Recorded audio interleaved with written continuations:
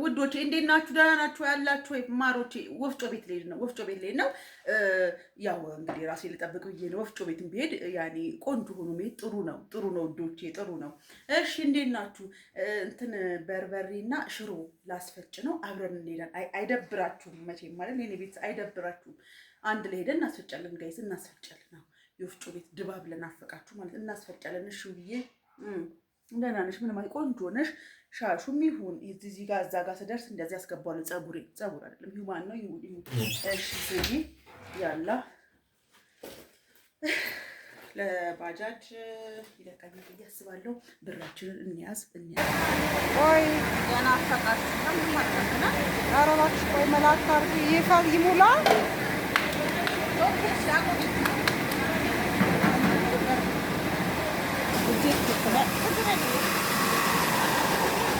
ያኛውን አርጊና አውጪ ውስጥ ያንን እዚህ ውስጥ ገልብጭላት ለበኋላ ታዩ። በእጅሽ እንደዚህ ከነ ሚካኤሉ ለምን ታነሳካይ?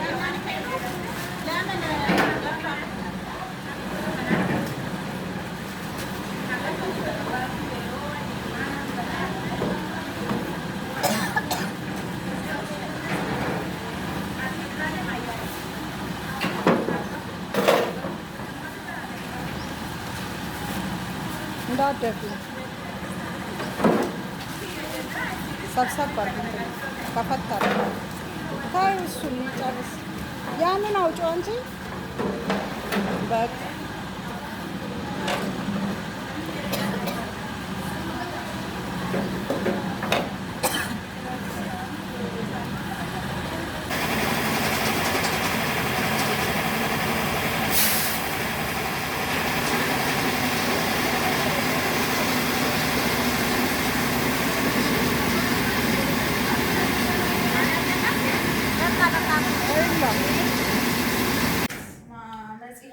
መጽሐ ጋይስ ሽንት ነው። ውሃ የለም አንቺዬ። እንትን ቤት ምንድን ነው? ወፍጮ ቤት ነጫጭባዬ እንደወጣ መጣ።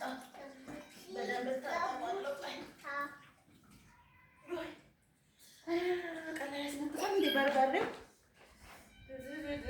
ጋይስ በርበሬው ቀላል ያስነጥስም ነው በሉ። ወይኔ አሁን ይሄ ሳቅሽ ይገባል እኮ እሺ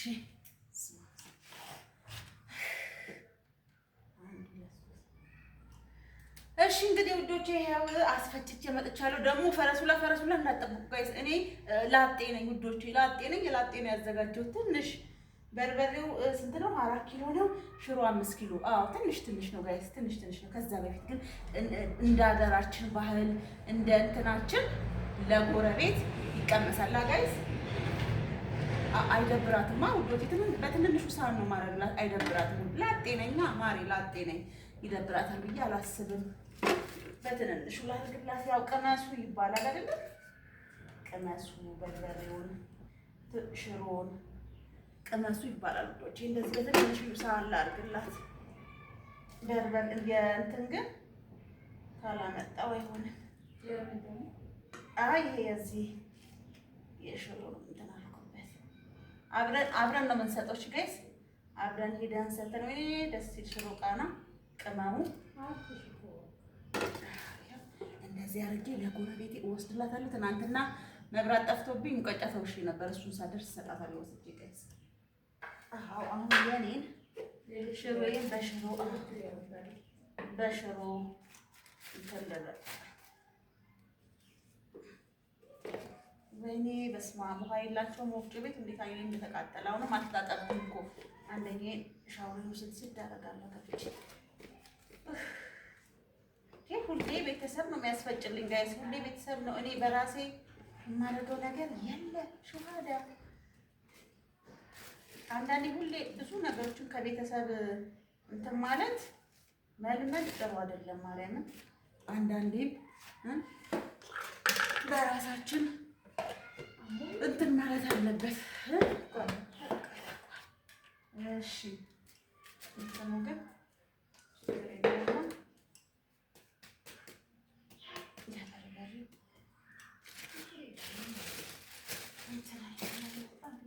በርበሬ ስማ በርበሬው ሽሮ እንትናቸው በጣም ብዙ ቅመም እኮ ነው።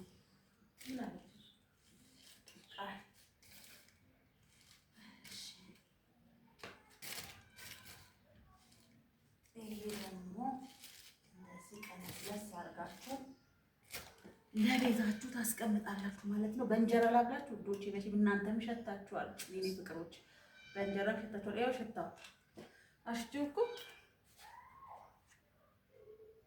ደስ አይልም? ይሄው ውዶቼ ይሄንን ይመስላል። እያሸተታችሁ ይሸታል። አሸተታችሁ ሸቷችኋል። እንግዲህ ምን ላድርግ በእንትን አትበሉት ነገር ውዶቼ። አሁን ነው አድርሰን እንምጣ። ይሄው ሙቀጫና ዘነዘና እናንተ የመጣሁትን ልመልስ። ከዛ ይሄንን ይቀጥላልና ቆይ ትልቅ ዕቃ ገዛለሁ የሽሮና በርበሬ አንድ የነክተቻ ማለት ነው። ቤት ይሄንን ቆራረብ ላስገባ።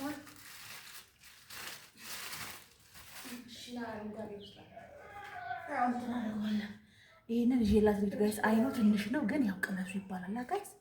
ግን ሐራም ትንሽ ነው። ሱሰዊ ባድ ኑሮ ተወዷል። በሉ ነው አድርሰን እንምጣ። ይኸው ልንሄድ ነው ጋይስ። ናንኳኳ ኳኳኳ የእኔ ህይወት በር ላንኳኳ ነበር እኮ። ሰላም ነው?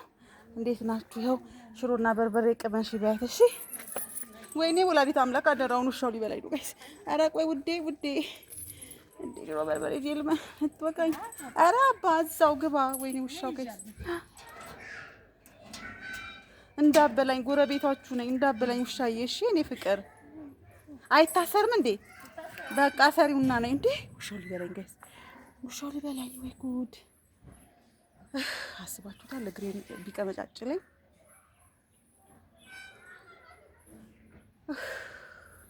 ጋይስ። አይደብራትማ? አነሰ እኮ ሳህኑ በጣም ግን ምንም ማድረግ አይቻልም። ላጤ ነኝ። እሷም ታውቃለች ብዬ አስባለሁ ላጤነቴን።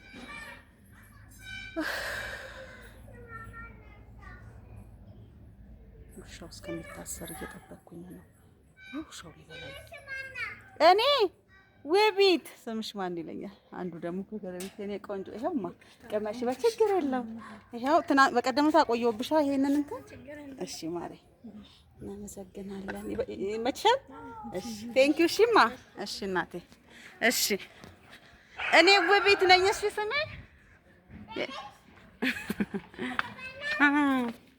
መተናል ወይዬ መተናል ሰተን መጣን።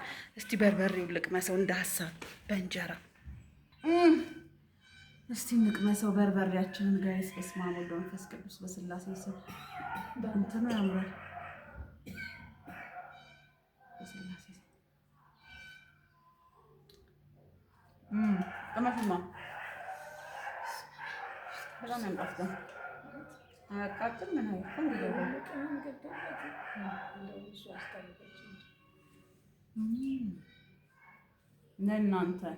ለእናንተ ለውዶቼ